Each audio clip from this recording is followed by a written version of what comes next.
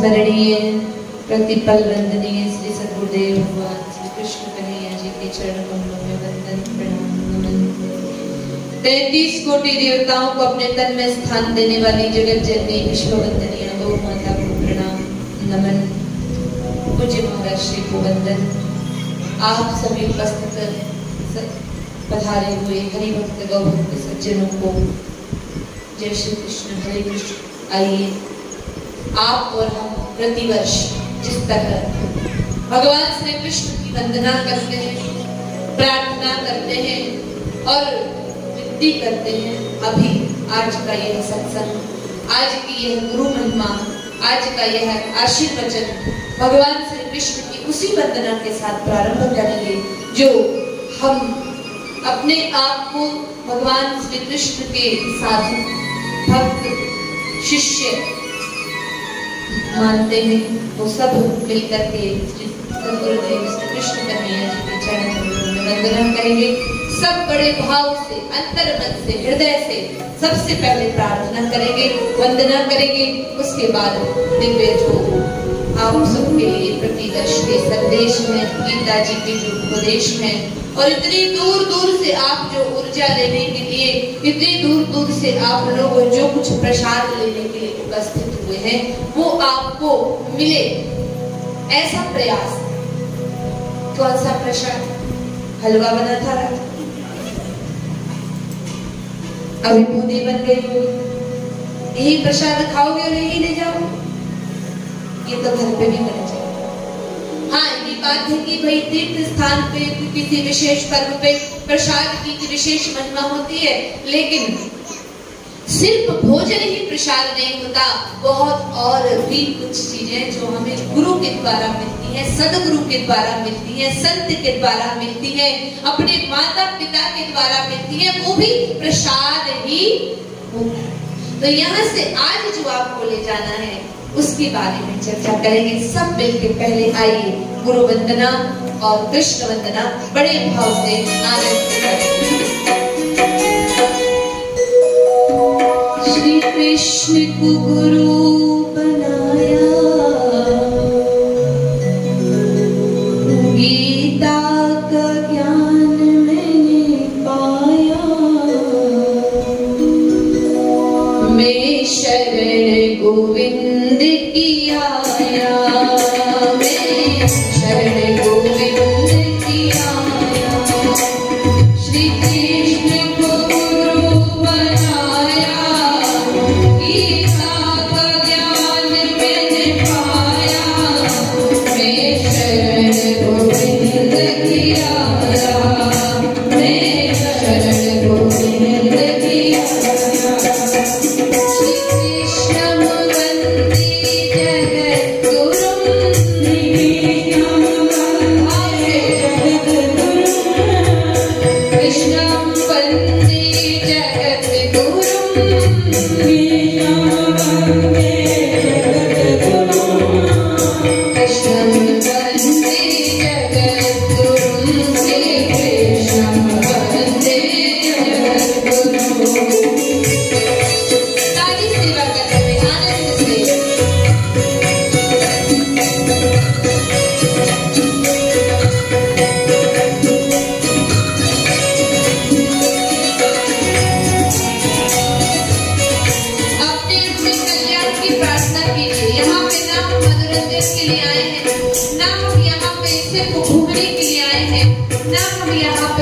कोई अपने धंधा व्यापार की कोई चर्चा करने आए हैं, हम सिर्फ यहाँ अपने सदगुरु को, अपने भगवान को पुकारने के लिए, आज आनंद लेने के लिए, ऊर्जा लेने के लिए, और आज विशेषतः अपने आत्म कल्याण की भावना के साथ यहाँ आए हैं कि हे कृष्ण हमारा कल्याण करो। ये जो मनुष्य जन्म हमें मिला है, इस मनुष्य जन्म को हमें सार्थक करना है, और सार्थक करने के लिए हमें निश्चित उन कर्मों को करना पड़ेगा, और उन कर्मों को करने के लिए जो सात्विक ऊर्जा चाहिए, जो हमें एक दिव्य प्रकाश चाहिए, वो हमें भगवान से प्राप्त होगा। इसलिए सब बड़े भाव से, अपने आप का कल्याण के भाव से भगवान से प्रार्थना करेंगे।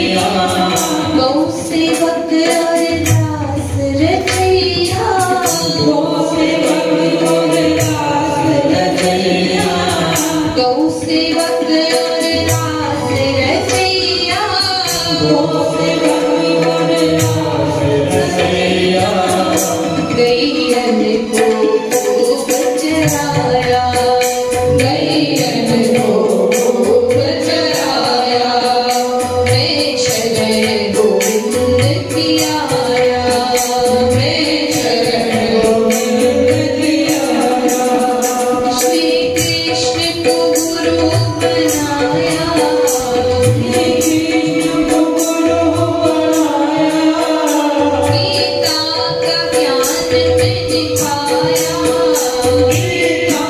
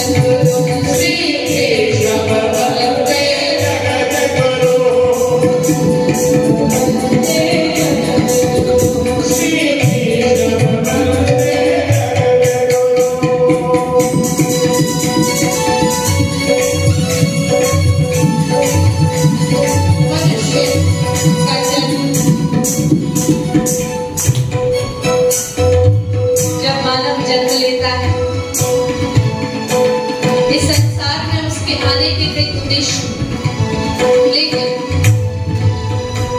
एक मार्गदर्शक, एक पथ प्रदर्शक उसके जीवन में बहुत जरूरी है, जो उसे आत्म कल्याण का मार्ग बताए। जब किसी सदगुरु के माध्यम से हमें मंत्र प्राप्त होता है तो वह मंत्र क्या करता है?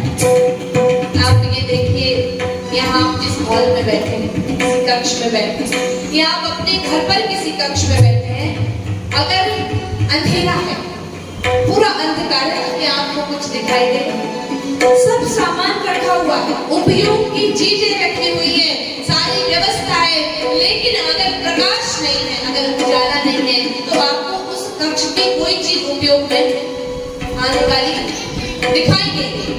अगर आप लाइट जलाएं, उजाला कर दें, तो क्या होगा? सब कुछ आपको नजर आने लगेगा, सारा मार्ग रास्ता साफ हो जाएगा। अब आपको क्या करना है? लोग कहते हैं ना, अगर थोड़ी सी कोई काम काज चल रहा हो और अंधेरा हो, तो लोग कहते हैं एक बार लाइट आ जाए फिर करते हैं, बोलते हो एक बार बिजली आ जाए, क्यों भाई? प्रकाश चाहिए, उजाला चाहिए। तो किसी कमरे में अगर उजाला चाहिए तो स्विच दबाओ, बटन दबाओ, लाइट जल जाती है और प्रकाश हो जाता है, लेकिन अंदर उजाला चाहिए, वो कैसे? कोई बटन है जो दबाओ, कभी आपको अंदर देखना हो और आपका स्विच दबा लो, मैं थोड़ा अंदर देखता हूँ, है कोई बटन? नहीं है। क्या है? साधन सदगुरु है और उनके द्वारा दिया हुआ मंत्र है। जब आप निरंतर प्रतिदिन बड़ी सच्ची श्रद्धा, सच्ची भावना के साथ अपने गुरु मंत्र का जाप करेंगे और निरंतर गुरु मंत्र का सुमिरन करते रहेंगे, धीरे धीरे धीरे धीरे मेरे प्यारे भाई और बहनों, भीतर प्रकाश होता जाएगा, उजाला होता चला जाएगा, और जिस दिन ज्ञान का प्रकाश हमारे भीतर आ जाएगा, उस दिन हमारा जीवन सार्थक हो जाएगा। इससे प्रार्थना है, भगवान से क्या प्रार्थना है?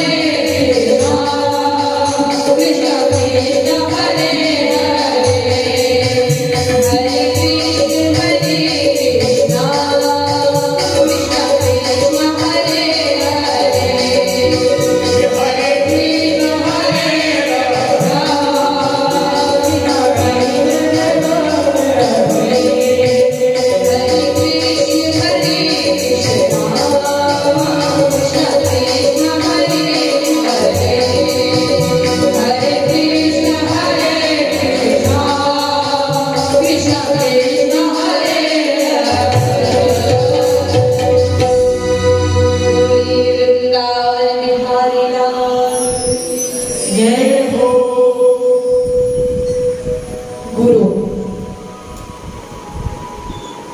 गुरु पूर्णिमा का आज पवित्र पर्व, पवित्र दिवस। इस गुरु पूर्णिमा को व्यास पूर्णिमा के नाम से भी जाना जाता है। भगवान व्यास जी के जन्म दिवस को, अवतरण दिवस को भी यह दिव्य गुरु पूर्णिमा का जो दिवस है, ये निश्चित आज का दिन व्यास जी का, कृष्ण द्वैपायन भगवान व्यास जी का प्राकट्य दिवस था। और निश्चित ही आज पूर्णिमा, ये रात्रि को भी हम चर्चा कर रहे थे कि पूर्णिमा जिस दिन चंद्रमा, पूर्ण चंद्रमा उदय होते हैं, सिर्फ प्रकाश नहीं देते चंद्रमा, और क्या देते हैं? एक प्रकाश तो सूर्य भी देता है, प्रकाश के साथ चंद्रमा और क्या देते हैं? शीतलता देते हैं, शीतल प्रकाश देते हैं। और घनघोर अंधेरी रात को चांदनी रात कहा जाता है। जब कृपा होती है और जब चंद्रमा प्रकट होते हैं तो प्यारे भाई बहनों, अंधेरी रात में भी मनुष्य शीतल प्रकाश प्राप्त कर लेता है। ऐसे ही सद्गुरु हमें ऐसा ज्ञान देते हैं जिससे हमारे भीतर एक दिव्य ऐसा प्रकाश जो हमें आनंद प्रदान करता है, जो हमें शीतलता, आनंद प्रदान करता है। बड़ा दिव्य ज्ञान हमें सद्गुरु प्रदान करता है। गुरु और सद्गुरु दोनों में अंतर बताया गया। मनुष्य की प्रथम गुरु है माँ। मनुष्य का सबसे पहला मनुष्य के गुरु माता और पिता है, क्योंकि वही हमें संसार का ज्ञान करवाते हैं। फिर आगे बढ़ो तो शिक्षा गुरु होते हैं, जो हमें शिक्षा देते हैं। पहले वैदिक शिक्षा होती थी जो गुरुकुल में पढ़ाया करते थे, लेकिन आज विद्यालयों में गुरुजी होते हैं जो अध्ययन करवाते हैं। दूसरे को गुरु। तीसरा, दत्तात्रेय भगवान के बताए अनुसार, जैसे दत्तात्रेय भगवान ने 24 गुरु बनाए, तो आपने जिससे जो कुछ सीखा उसे आप गुरु का भाव, गुरु का सम्मान देते। आपने किसी से कोई श्रेष्ठ प्रेरणा ली, आपको किसी ने कोई उत्तम विचार दिया, किसी के दिव्य आचरण को देख करके आप उस मार्ग पर चल पड़े, तो आप उसे गुरु की उपमा देते। अब दत्तात्रेय भगवान ने तो ऐसे ऐसे गुरु बनाए, बड़ी निराली कथा। और एक है जो है सद्गुरु, निश्चित सद्गुरु, जो हमें सद्मार्ग पर चलाने की बड़ी सुंदर शिक्षा देते हैं। सद्मार्ग पर चला करके हमें सद्गुरु सच्चिदानंद से मिला है। गुरु क्या करते हैं? गुरु व्यक्ति के जीवन की दिशा को परिवर्तित कर देते हैं, और दिशा परिवर्तित होते ही मनुष्य की दशा अपने आप परिवर्तित हो जाती है। भाई, कोई नाली है, उसमें पानी बह रहा है, कीचड़ बन रहा है, व्यर्थ जा रहा है, लेकिन अगर कोई व्यक्ति जो बहते हुए जल की धारा को किसी बगीचे की तरफ मोड़ दे, तो वही पानी जो कीचड़ बन के लोग नफरत कर रहे थे, उस पानी से जो जल कीचड़ बन जा रहा था, वही जल अब पुष्प की खुशबू के रूप में हमें प्राप्त होता है। सिर्फ दिशा बदलना, और सद्गुरु मनुष्य की दिशा बदलने का काम करते हैं, और दिशा परिवर्तित होते ही सब कुछ परिवर्तित हो जाता है। तो हम और आप आज निश्चित ही वंदना करने के लिए आए हैं, यहाँ पे उपस्थित हैं। सभी अपने जीवन में सद्मार्ग चाहते हैं, सभी अपने जीवन में एक श्रेष्ठ मार्ग चाहते हैं, अच्छा मार्ग चाहते हैं, और उस मार्ग पर चलते हुए अपनी मंजिल को भी पाना चाहते हैं। मनुष्य के जीवन का लक्ष्य क्या है? मनुष्य के जीवन का लक्ष्य, देखिए आज आध्यात्मिक दिवस है।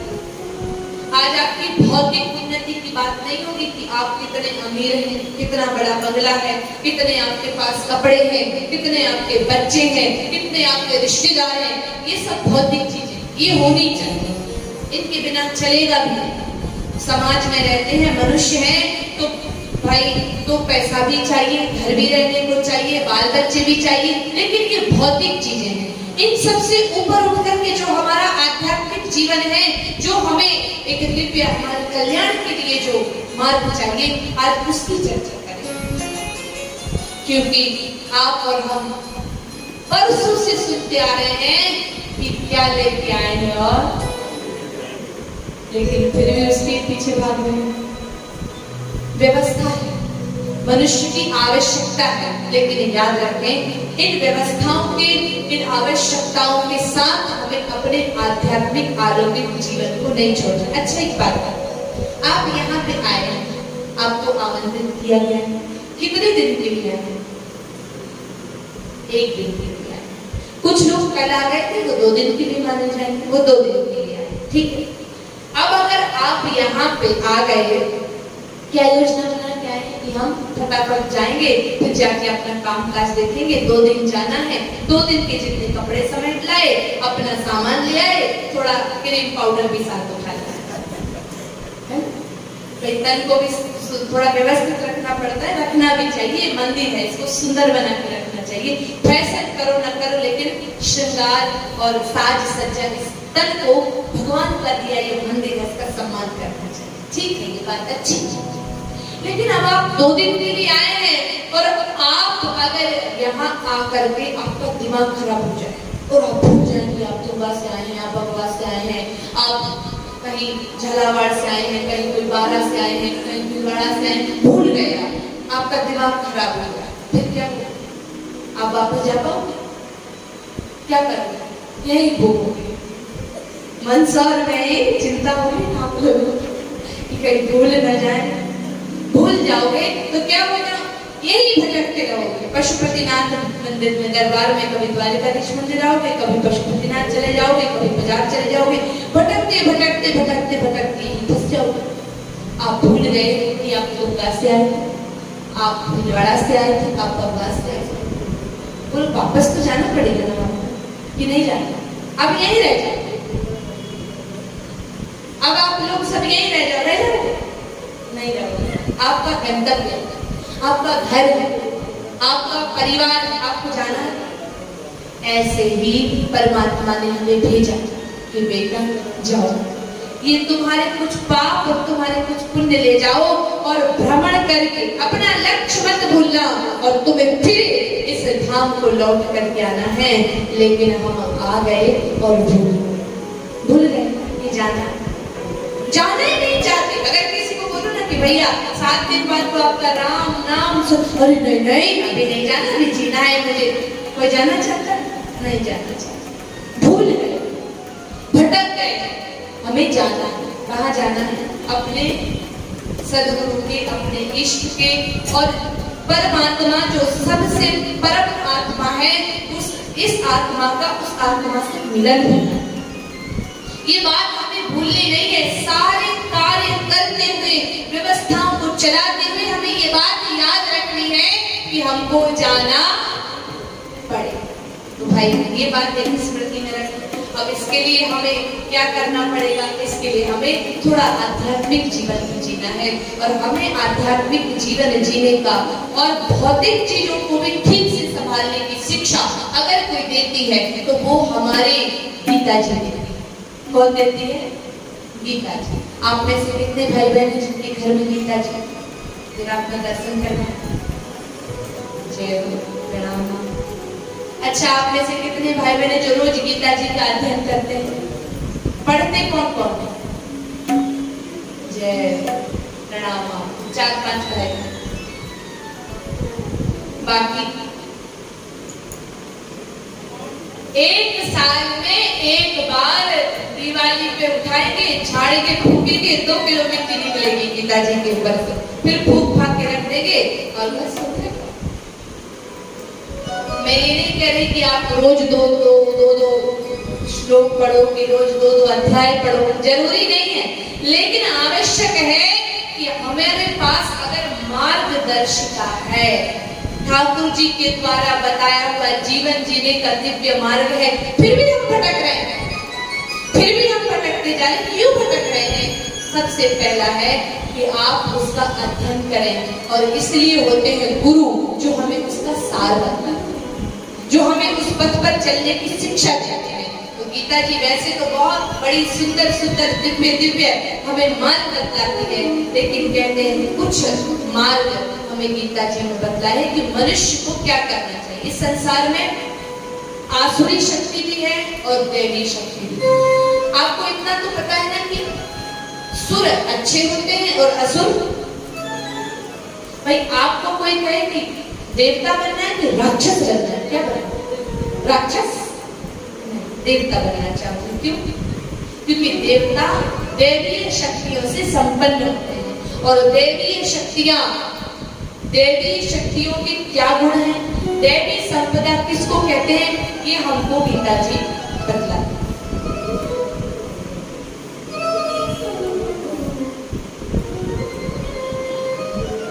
आज कुछ 5 चीजें आपको निवेदन करेंगे जिसे आपको अपने जीवन में पालन करना है, जो गीता जी ने कहा है, जो दैवीय संपदा है, जो दैवीय शक्तियों के दिव्य गुण हैं, उनको अपने जीवन में धारण करना है। ऐसे दिव्य मार्ग गीता जी में बताए हैं। अभयम सत्वम संशुद्धि ज्ञान योग व्यवस्थिति दानं यज्ञश्च स्वाध्याय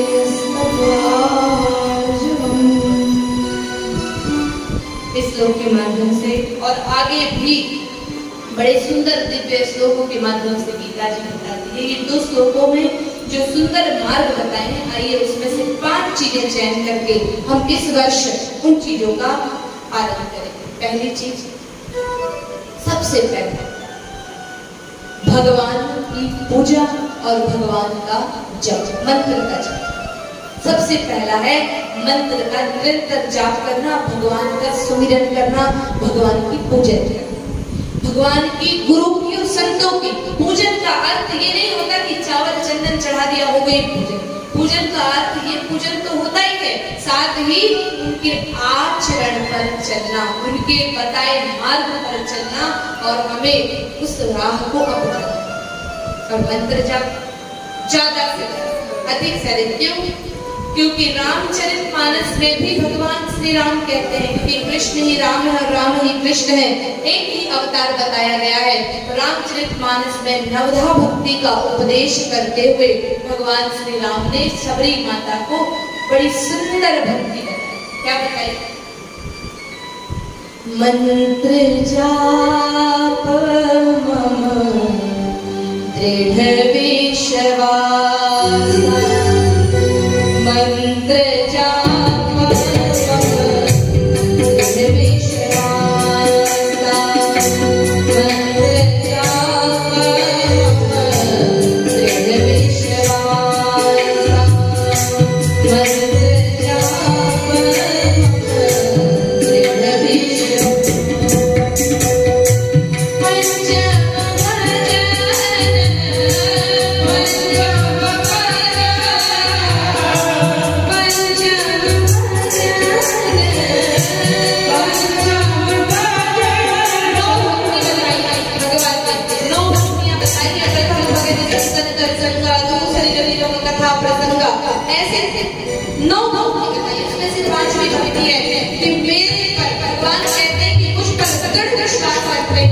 मंत्र का श्रद्धा से निरंतर जाप करना 5 भक्ति है। इसलिए यह दिव्य भक्ति सबसे श्रेष्ठ मंत्र का जाप करना। तो आज से हम तय करें, हर वर्ष प्रतिवर्ष जितना कर रहे हैं पूरा और बढ़ाएं और ज्यादा से ज्यादा मंत्र का जाप करें। वैसे भी कलिकाल में, कलियुग में सबसे श्रेष्ठ कुछ है तो वो मंत्र जाप है। मेरी सत्य भगवान का भजन है, उसकी भी बड़ी सुंदर है।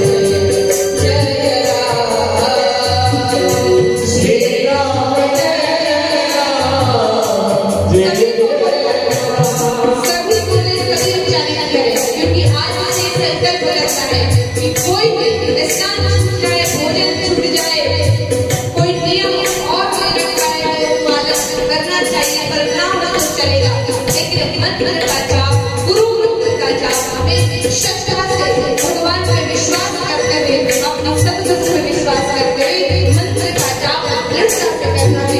वही मंत्र हमारे हृदय में प्रकाश फैलाएगा, वही मंत्र हमारे अंदर ज्ञान की ज्योति लगाएगा। इसलिए परमेश्वर की रामचरितमानस में ये वर्णन है कि कलयुग में एकमात्र आधार है वो भगवान का नाम।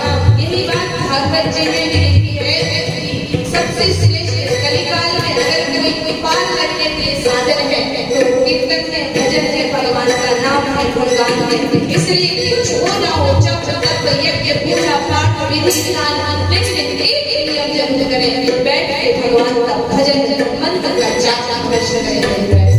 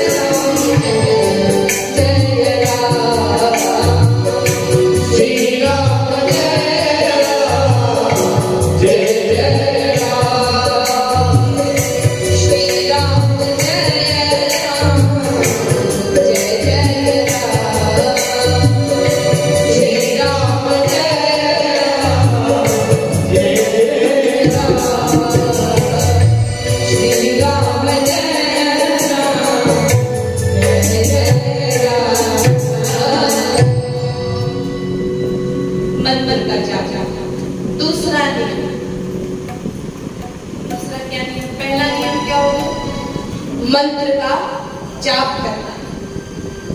अधिक से अधिक आप कोई बस में जा रहे हैं, क्या करते हैं बस में?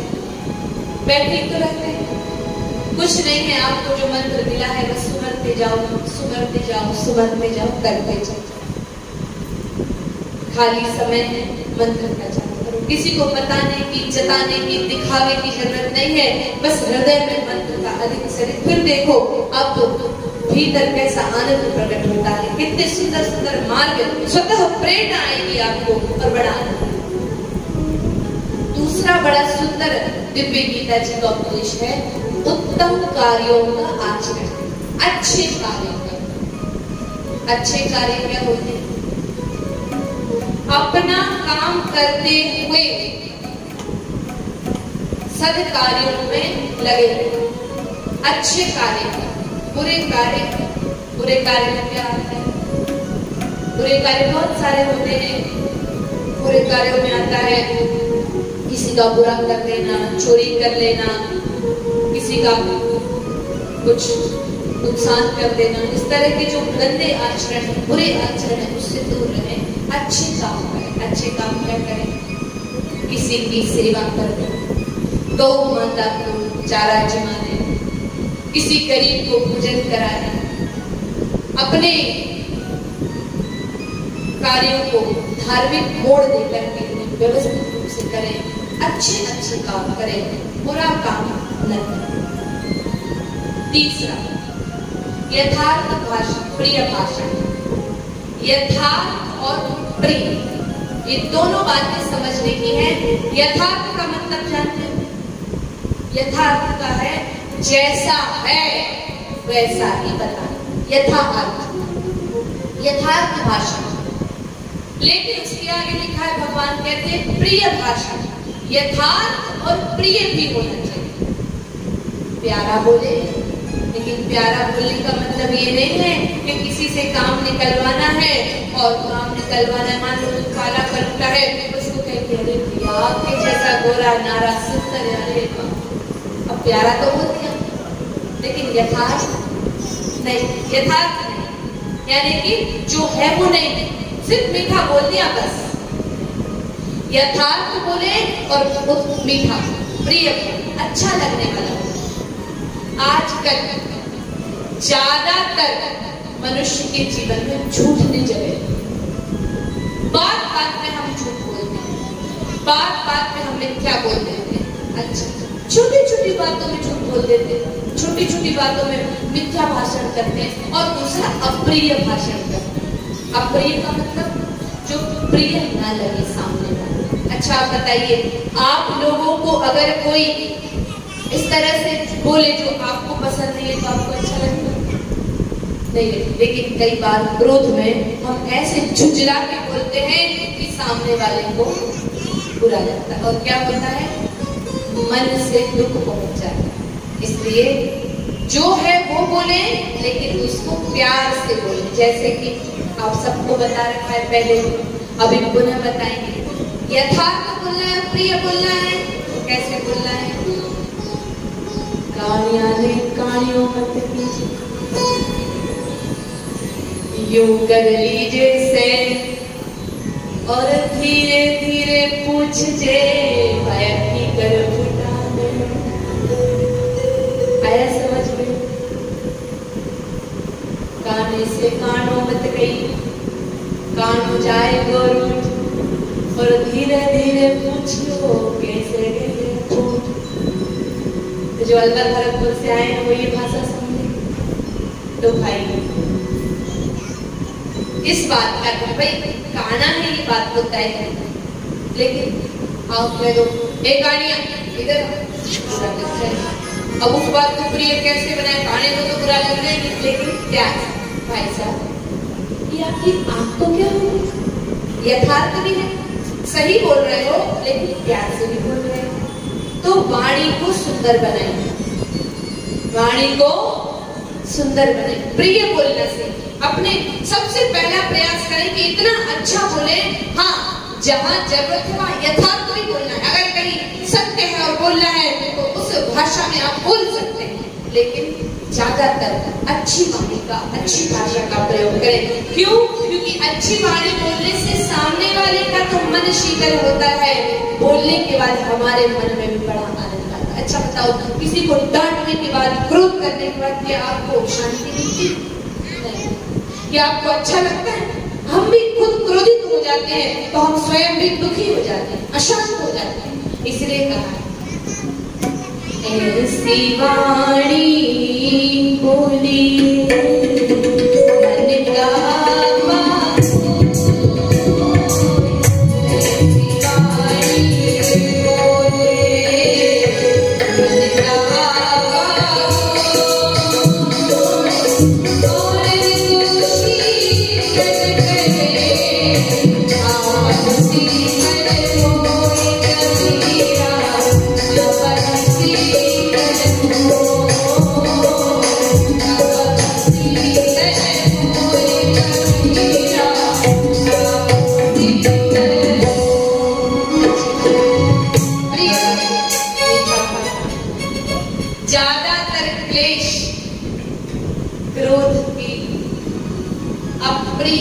वाणी के कारण लड़ाई क्यों होती है?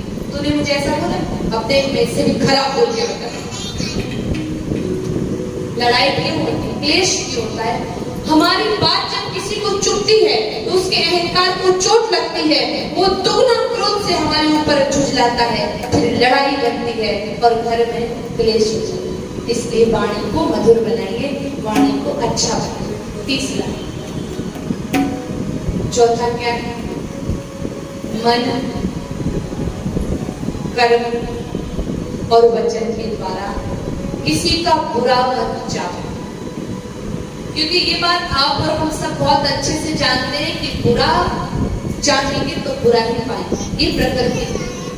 इसलिए हम क्यों किसी का बुरा चाह लेते हैं, फलाने का ये हो जाएगा, अच्छा रहा, अगर उसके घर में कुछ घटना हो गई, हमारा शत्रु है, कोई चला गया तो कुछ माता है पड़ गया, उसको तो ऐसा ही होना चाहिए। हमारे द्वारा हम किसी को कष्ट न पहुंचाए, किसी को तकलीफ न पहुंचाए, हमारे शरीर के द्वारा, हमारे मन के द्वारा किसी को कष्ट न हो। इसको भले कोई जीव हो, कोई प्राणी हो, या गौ माता हो, या कोई मनुष्य हो, सबका ख्याल रखना है कि हमसे कोई दुखी न हो, हमारे कारण किसी का कोई नुकसान न हो, किसी को कोई हानि न हो। इस बात का बड़े आनंद से, बड़े भाव से ख्याल रखना। अगला है निंदा का त्याग करें। कहीं ना कहीं हमसे बहुत निंदा हो जाती है, बहुत निंदा हो जाती है। मैं ये तो नहीं कहती कि भाई हम पूरा ही महात्मा बन जाएंगे, बहुत मुश्किल है। कोशिश करें कि निंदा का त्याग करें। जिस व्यक्ति से कोई मतलब नहीं है या जो बात का कोई अर्थ नहीं है, आप उस बात को व्यर्थ समय उस बात को करके न करें। निंदा करने वाले के जीवन में कहते पाप बढ़ जाता है और समय भी व्यर्थ जाता है। इसलिए निंदा का त्याग करें। इसकी बुराई, उसकी बुराई, उसकी बुराई, इससे अच्छा है कि आप सत्संग कर लें, कोई किताब पढ़ लें, अपने जीवन को श्रेष्ठ बनाएं, अपने जीवन को उत्तम बनाएं। अगला है कर्तापन का भाव न आना। आपने कोई भी कार्य कर लिया है, कोई भी कार्य किया है, मैं का भाव नहीं आना चाहिए। ये तो मैंने किया है, ये तो मेरे द्वारा हुआ है। जो कुछ किया है प्रभु ने किया है, मैं तो एक माध्यम हूं, मैं तो एक माध्यम। ये भाव आ जाएगा तो हमारे अंदर से अहंकार समाप्त है। इसलिए ये भाव रखें कि जो कुछ है वो भगवान की प्रेरणा है, मैं कुछ नहीं। जब तक मैं रहेगा तब तक गोविंद हृदय में प्रकट नहीं हो सकते, क्योंकि कहते हैं कि जब मैं था तब हरि नहीं और अब हरि है मैं। दोनों में से एक ही रहेगा। या तो अपन कहें कि भाई मैं तो मैं हूं, या प्रभु को बुला। इस प्रकार के 5 अभी 6 हो गए, आगे बताते जाएंगे तो ऐसे बहुत सारे, 2 ही श्लोकों में गीता जी में बहुत सारे अच्छे आचरण बताए गए हैं। आप अगर ध्यान से पढ़ेंगे तो आप जान जाएंगे कि आपको क्या करना है, क्या नहीं। अगला एक और बता देते हैं कि अंतःकरण को शुद्ध करना है, निर्मल करना है। और जिस दिन आपका अंतःकरण शुद्ध हो जाएगा, उस दिन इस संसार का भय पूरी तरह से समाप्त हो जाएगा। इसलिए भीतर अंतःकरण को शुद्ध रखें, साफ रखें। भाई घर साफ रहेगा तो मेहमान खुश हो, और मन साफ रहेगा तो भगवान खुश। सिर्फ घर को नहीं, मन को भी शुद्ध कीजिए, मन को भी साफ कीजिए। अंतःकरण, मन, बुद्धि, चित्त, अहंकार, अंतःकरण को निर्मल करते। निर्मलता कैसे आएगी? निर्मलता आएगी निरंतर गौ सेवा से, अच्छे कार्यों से, गौ माता की सानिध्य से, गोविंद नाम जप से, इन सब से मन हमारा निर्मल होता चला जाएगा। और इसलिए तो कहा है कि मन मेरो निर्मल भयो, जैसे गंगा नीर, और हरि मारे पाछे कहत कबीर। इसलिए मन को, अंतःकरण को निर्मल करें। जिस दिन हम बस यही प्रयास करें कि मेरे मन की मलिनता, अब क्या मलिनता है? घर में क्या गंदगी होती है? घर में कागज, कूड़ा, कचरा, सामान पड़ा रहता है। अंदर क्या है? ईर्ष्या, द्वेष, नफरत, लोभ, पाप, मोह, क्रोध, है कि नहीं? और जब तक ये बात बहुत बड़ी है कि अंतःकरण पवित्र, ये कहने में बड़ी छोटी, लेकिन ये बात बहुत बड़ी है। अंतःकरण जिसका निर्मल हो जाता है, उसको तो ठाकुर जी अपनी गोद में उठा के ले जाते, जैसे मीराबाई, जैसे नरसिंह मेहता जी को ले गए। इसलिए द्वेष, ईर्ष्या इन भावों से बचे। बदले में प्रेम, स्नेह, उदारता, क्षमा, दया, प्रेम इन सबको बढ़ाइए। क्रोध के बदले प्रेम बढ़ाइए, द्वेष के बदले उदारता रखिए, क्लेश के बदले समाधान कीजिए, इसे परिवर्तित कर दीजिए। तो इस तरह हमें भगवान से प्रार्थना करनी है कि हे ठाकुर जी, आपके दिए इस गीता के ज्ञान को हम अपने जीवन में अनुसरण करना चाहते हैं। बस आप हमें अवसर दें और आप अपने चरणों की चरण रज अगर हमें प्रदान कर दे तो हम इस मार्ग पर चलते हुए अपने जीवन को आनंदित बना ले। तो आइए ठाकुर जी से प्रार्थना करेंगे, ठाकुर जी से भजन के माध्यम से विनती करेंगे और फिर अपना भाव अर्पित करेंगे। अगर प्रभु कृपा करेंगे तो हम इस मार्ग पे निश्चित चल पाएंगे, भगवान कृपा करेंगे तो हम निश्चित अपने जीवन के कल्याण मार्ग को निश्चित प्राप्त कर लेंगे और मार्ग प्राप्त हो जाए तो फिर मंजिल अपने आप प्राप्त हो जाए। बोलिए कृष्ण कन्हैया लाल जय हो। गोविंद तेरे चरणों की स्वामी तेरे चरणों की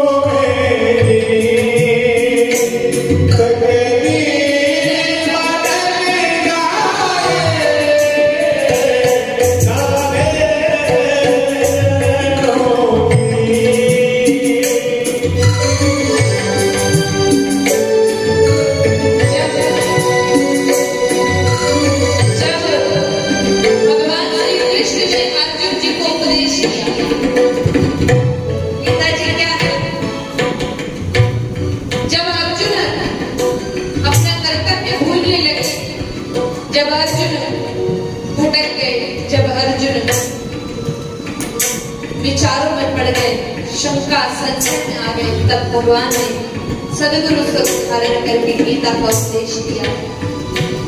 इतना सब उपदेश सुना तो अर्जुन कहते हैं चंचलम ही मनः कृष्ण, हे प्रभु ये मन बहुत चंचल है, कैसे इतनी बड़ी बड़ी बातें हम पालन कर पाएंगे? ये मन बहुत चंचल है, वायु के वेग के समान है ये मन, जैसे वायु को रोकना दुष्कर है। हे मेरे गोविंद, हे मेरे ठाकुर, हे मेरे प्रभु, उसी प्रकार इस मन को रोकना बहुत मुश्किल है। चंचलम ही मनः कृष्ण, चंचलम ही मनो कृष्ण, ये मन बड़ा क्या करें? ये मन बड़ा चंचल है, कैसे तेरा भजन करो? ये मन बड़ा चंचल है, कैसे तेरा भजन करो? ये मन बड़ा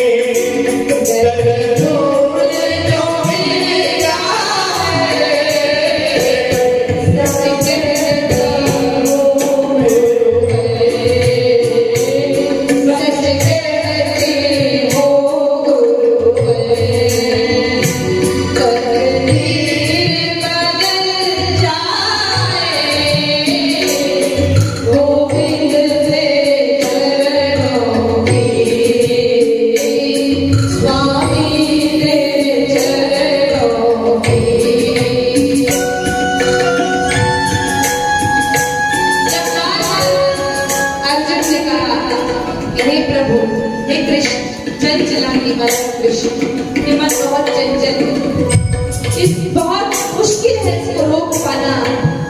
इसको कैसे रोका जाए, मन को कैसे नियंत्रित किया जाए, कैसे मन को रोका जाए? तो भगवान कहते हैं अभ्यास और वैराग्य, दो ही स्थिति है जो मन को रोक सकती है, मन को संयमित कर सकती है। पहला है निरंतर अभ्यास करना, करत करत अभ्यास से जड़मति बोध सुजान, रसरी आवत जावत से चिलमल बढ़त निशान, रसरी आवत जावत से चिलमल बढ़त निशान। रस्सी पत्थर से तो कमजोरी होती है, लेकिन जब बार बार आती है जाती है तो पत्थर पर भी निशान बन जाता है, लोहे पर भी निशान बन जाता है, कठोर वस्तु भी एक प्रभाव छोड़ देती है। क्यों? अभ्यास।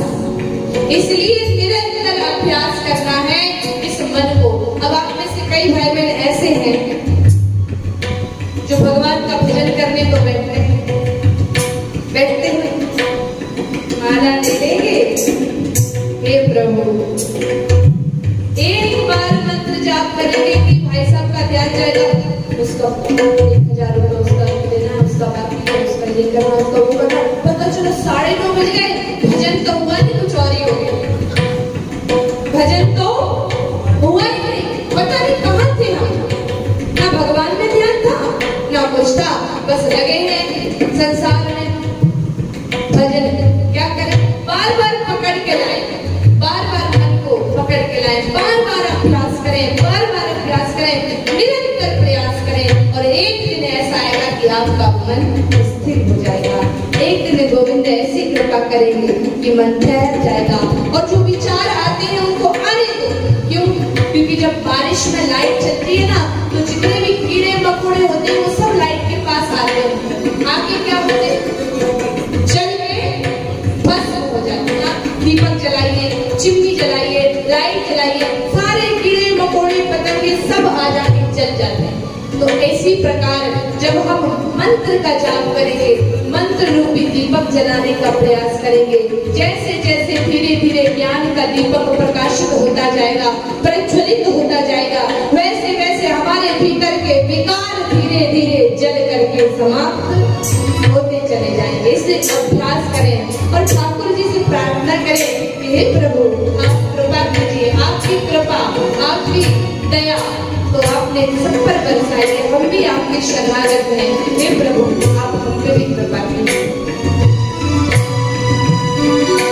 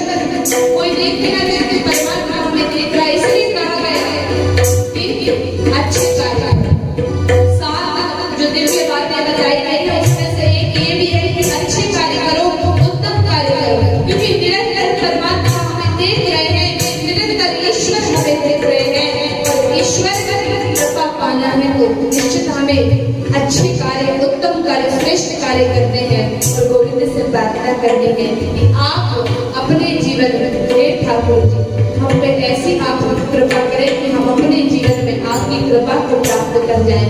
आपके हृदय में स्थान हमें नहीं चाहिए, आपके चरणों में हमें थोड़ी सी जगह मिलती रहे। नजरों से गिरा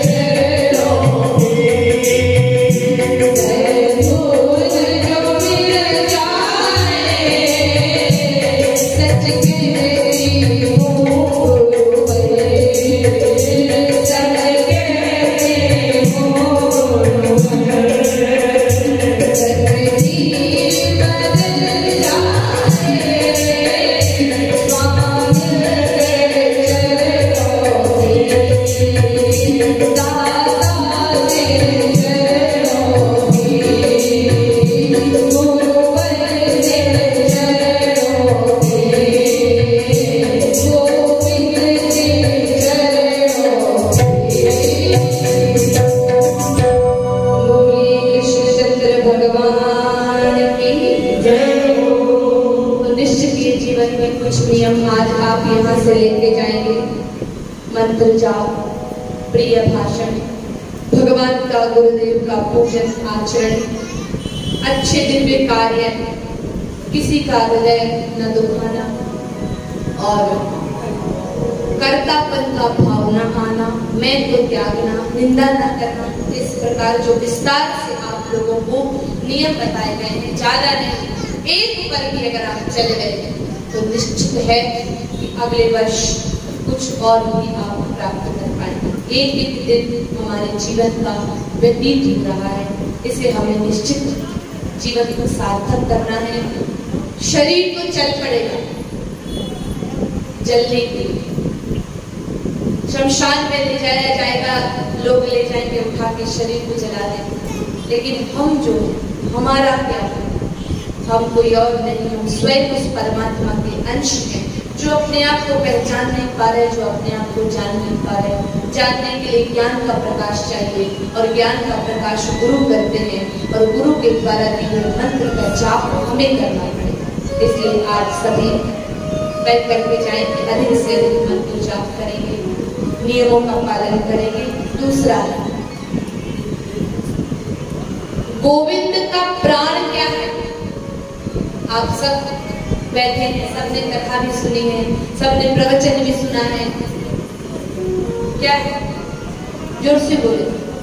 गौ माता। प्रभु का प्राण क्या है?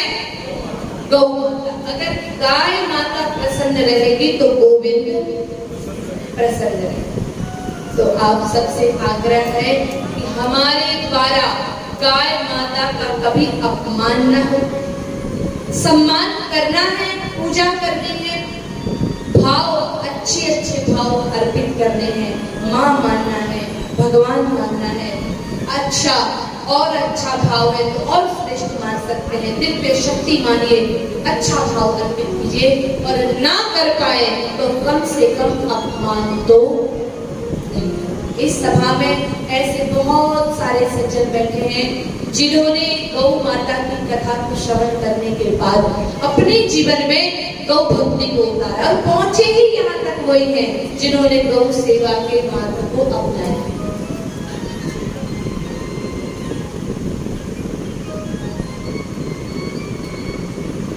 निश्चित ऐसे ऐसे गौ भक्त यहाँ पर आज उपस्थित हुए हैं, उनकी बात भी सुनेंगे आज, निश्चित उनकी बात भी सुनेंगे, उनका अनुभव भी सुनेंगे, गौ कथा के भी अनुभव सुनेंगे, गौ सेवा के भी अनुभव सुनेंगे। करोगे तब अनुभव पाओगे, बिना किए अनुभव नहीं मिलेगा। अगर हम सिर्फ सुन लें कि अच्छा ये होता है, नहीं नहीं इससे कुछ नहीं है, अपनी थोड़ी बातें नहीं करनी है, प्रयोग करें, प्रैक्टिकल करें, प्रयोग करें, उसके बाद कुछ अनुभव करें। बिना किए बोलने वाले बहुत लोग हैं जो सिर्फ बोलते हैं, जिनका काम ही सिर्फ बोलना है, लेकिन हमको करना है और गौ सेवा करना। क्यों? क्योंकि जो पूजा है भगवान की, या जीवन की जो कुछ ऐसी साधना है, जीवन में जो कुछ चीजें हैं जो हमें गौ माता से ही मिल सकती है, जैसे गव्य गौ माता देती है। गव्य क्या होते हैं? दूध, दही, गोबर, गौमूत्र, घी। अब आप बताइए, अगर आप चाहेंगे कि मैं ठाकुर जी को माखन का भोग लगा दूं, तो माखन आसमान से तो पहुंच जाएगा, बारिश होगी माखन कहाँ से? अपना तो भैंस है, भैंस है उसका ले है ना? नहीं नहीं, भैंस। आपने कभी देखा है कि भगवान कृष्ण का फोटो हो और पीछे भैंस खड़ी हो? कभी देखे? क्या कर रहे हैं? बच्चों से पूछ रहे हैं, छोटे छोटे बच्चे भी हैं, क्या रहता है? गाय माता रहता है। तो जो गाय माता के पीछे चले हैं, जो गौ माता जी के सानिध्य में रहे हैं, प्रेम की बड़ी मीठी बांसुरी जिन्होंने गौ माता के सानिध्य में बजाई है, वो करेगा बिना गौ माता के माखन के कैसे प्रसन्न होंगे। इसलिए माखन किसका चाहिए? गाय माता का। दूध किसका चढ़ेगा? गौ माता का। अगर आप चाहें कि भगवान को पंचगव्य से स्नान करें, तो पंचगव्य कौन देगी? गौ माता।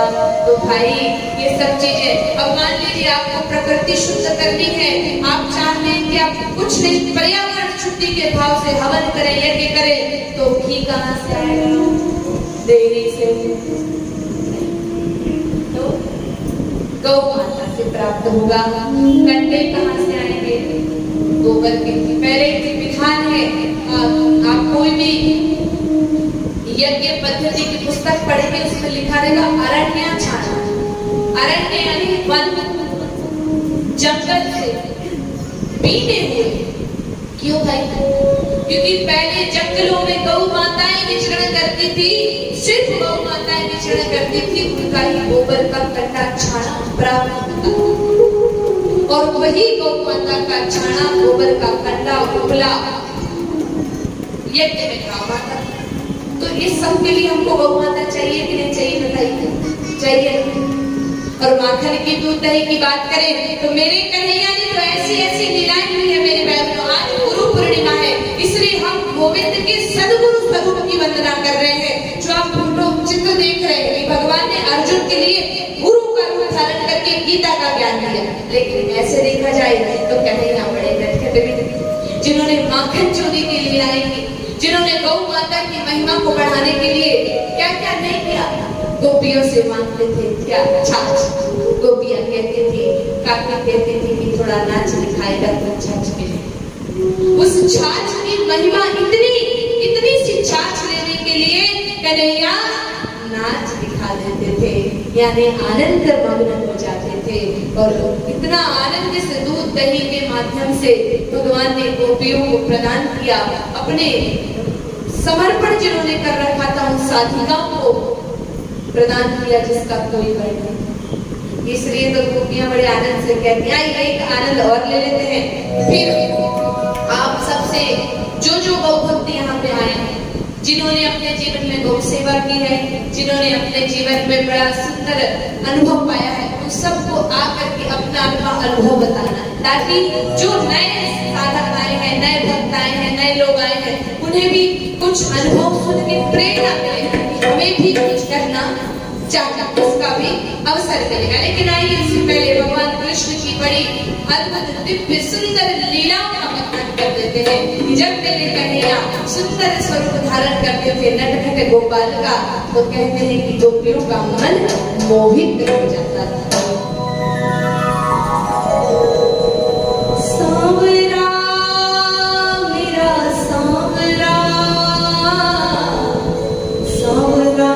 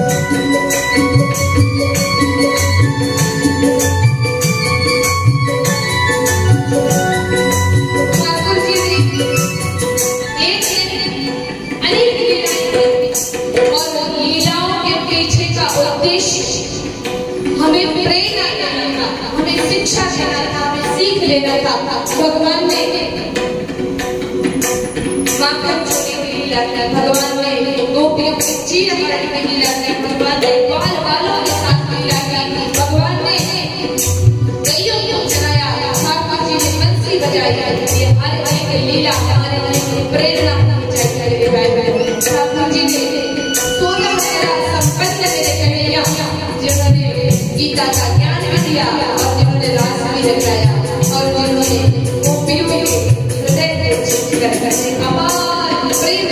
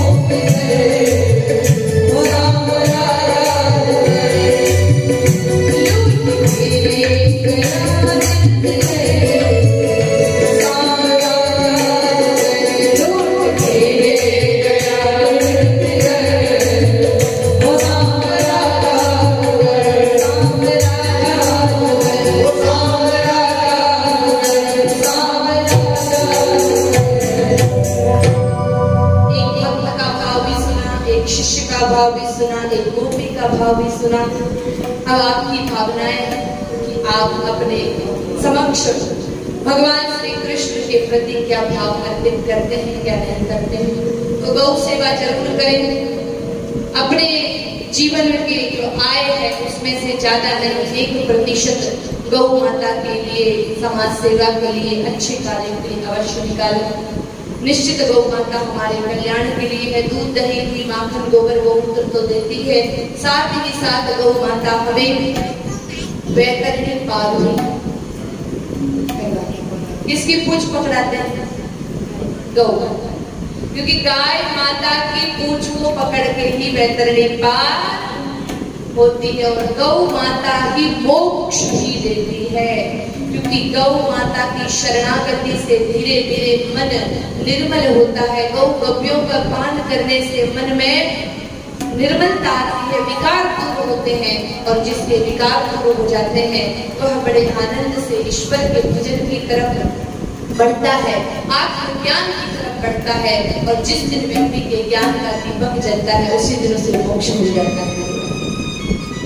तो आप सबसे प्रार्थना, विनती, आग्रह, आदेश जो भी समझे, सभी को अब 1 वर्ष बाद ही कभी आप लोगों से भेंट हो, मिलन हो। क्योंकि अभी हो सकता है कभी कथाएं हो, कभी ना हो। ये समय तो ऐसा चल रहा है कि कब क्या खबर किसकी कहां से आ जाए, कोई भरोसा नहीं। ये जो कोरोना महामारी आई है, निश्चित ये कार्यक्रम भी छोटे रूप में इसलिए रखा गया है। प्रतिवर्ष आप सभी पहुंचते हैं, भव्य कार्यक्रम होता है, बड़ा भव्य आयोजन होता है, जगह जगह से लोग पहुंचते हैं। लेकिन इस बार कुछ प्रमुख और कुछ विशेष, साथ ही कुछ भी लोगों को बुलाया गया है, क्योंकि इस कोरोना महामारी की गाइडलाइन का पालन करना था। सरकार के द्वारा बनाई गई गाइडलाइन का पालन भी जरूरी और साथ ही अपने स्वास्थ्य का ख्याल रखना भी जरूरी है। बहुत लोगों ने अपनों को खोया है, बहुत लोगों ने अपने स्वास्थ्य को खोया है। सबसे बड़ी बड़ी समस्याएं, पहली समस्या आई है कि कई लोगों की अपने चले गए।